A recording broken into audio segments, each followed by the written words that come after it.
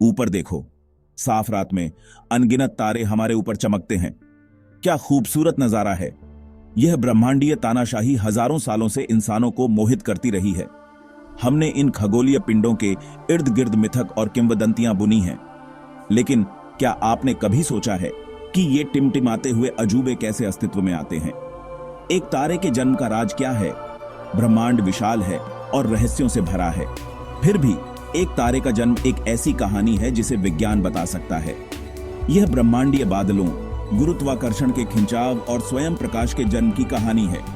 तारों के निर्माण के रहस्यों को जानने के लिए हमारे साथ ब्रह्मांड की यात्रा पर चलें। ब्रह्मांड की असीम रचनात्मकता से चकित होने के लिए तैयार हो जाइए। नेबुला, ये तारकीय नर्सरी एक समान नहीं है। ये गांठदार होते हैं, जिनमें कुछ क्षेत्र दूसरों की तुलना में सघन होते हैं।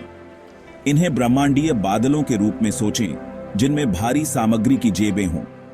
हाइड्रोजन और हीलियम से भरपूर ये जेबें तारों के निर्माण की कुंजी हैं।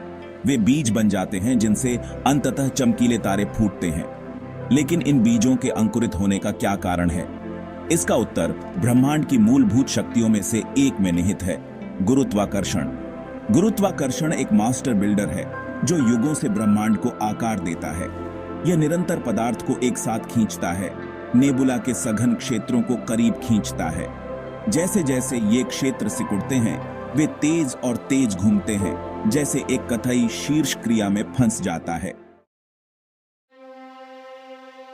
जैसे जैसे एक प्रोटोस्टार बढ़ता है, उसका गुरुत्वाकर्षण खिंचाव तेज होता जाता है। यह एक ब्रह्मांडीय वैक्यूम क्लीनर की तरह काम करता है, जो अपने आसपास की अधिक से अधिक गैस और धूल को खींचता है। यह गिरने वाली सामग्री प्रोटोस्टार के चारों ओर एक घूमती हुई डिस्क बनाती है, जिसे अभिवृद्धि डिस्क कहा जाता है। यह गुरुत्वाकर्षण के अदृश्य हाथ द्वारा रचित पदार्थ का एक ब्रह्मांडीय बैले है। अभिवृद्धि डिस्क केवल एक निष्क्रिय दर्शक नहीं है, यह प्रोटोस्टार के विकास में महत्वपूर्ण भूमिका निभाता है। डिस्क से सामग्री अंदर की ओर घूमती है, प्रोटोस्टार की सतह पर गिरती है। सामग्री की यह स्थिर आपूर्ति प्रोटोस्टार के द्रव्यमान और तापमान को बढ़ाती है, इसे अपने भाग्य के करीब धकेलती है। नेबुला में घने झुरमुट से प्रोटोस्टार तक की यात्रा में लाखों साल लगते हैं। यह एक धीमी, व्यवस्थित प्रक्रिया है जो ब्रह्मांड के धैर्य का प्रमाण है। लेकिन ब्रह्मांड ऐसे समयमान पर संचालित होता है जो हमारे अपने से बौना हो जाता है। चीजों की भव्य ब्रह्मांडीय योजना में लाखों वर्ष पलक झपकने से भी कम है। खंड 4, प्रज्वलन, एक तारे का जन्म। प्रोटोस्टार अब गैस का एक गर्म घना गोला अपने ही गुरुत्वाकर्षण के तहत सिकुड़ता रहता है। इसके मूल में तापमान अकल्पनीय स्तर तक बढ़ जाता है। हम 10 मिलियन डिग्री सेल्सियस या उससे अधिक की बात कर रहे हैं। इन चरम तापमानों और दबावों पर कुछ अविश्वसनीय होता है। हाइड्रोजन परमाणु, ब्रह्मांड में सबसे सरल और सबसे प्रचुर मात्रा में पाया जाने वाला तत्व, एक साथ फ्यूज करने के लिए मजबूर होते हैं। यह प्रक्रिया, जिसे परमाणु संलयन कहा जाता है, अविश्वसनीय मात्रा में ऊर्जा जारी करती है। यह वही प्रक्रिया है जो हमारे सूर्य और ब्रह्मांड के अन्य सभी तारों को शक्ति प्रदान करती है। यह प्रज्वलन का क्षण है, एक तारे का जन्म। परमाणु संलयन से बाहर की ओर दबाव अंततः गुरुत्वाकर्षण के आवक खिंचाव का प्रतिकार करता है। एक नाजुक संतुलन हासिल होता है। प्रोटोस्टार सिकुड़ना बंद कर देता है और एक स्थिर अवस्था में बस जाता है, एक नवजात तारे के रूप में चमकता है।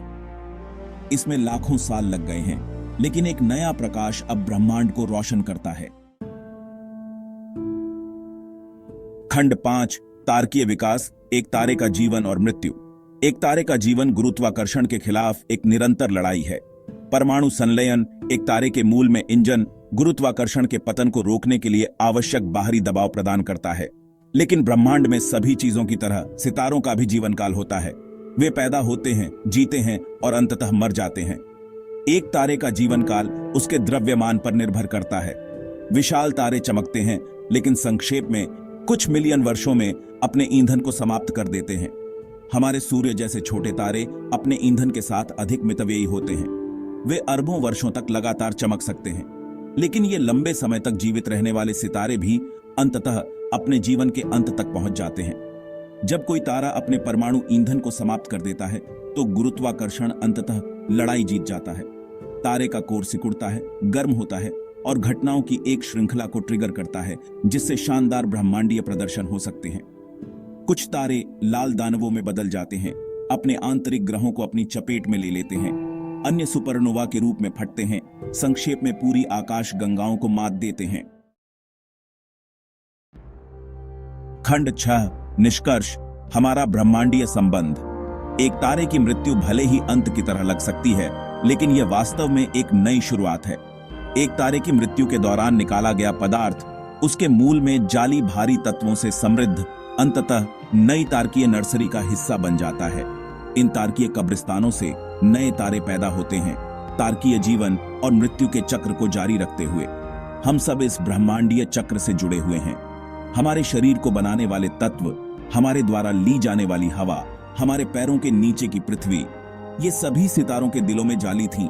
हम शाब्दिक रूप से स्टारडस्ट हैं, जो ब्रह्मांड की क्षमता का प्रमाण है कि वह सरलतम सामग्रियों से जटिलता और सुंदरता पैदा कर सकता है। तो अगली बार जब आप रात के आकाश की ओर देखें, तो उन सितारों को अस्तित्व में लाने वाली अविश्वसनीय यात्रा को याद करें। खेल में ब्रह्मांडीय शक्तियों को याद रखें, गुरुत्वाकर्षण और ऊर्जा का नाजुक संतुलन, और तारकीय जीवन और मृत्यु का चक्र जो हम सभी को जोड़ता है। ब्रह्मांड अजूबों से भरा है और हम इसके वैभव को देखने के लिए भाग्यशाली हैं।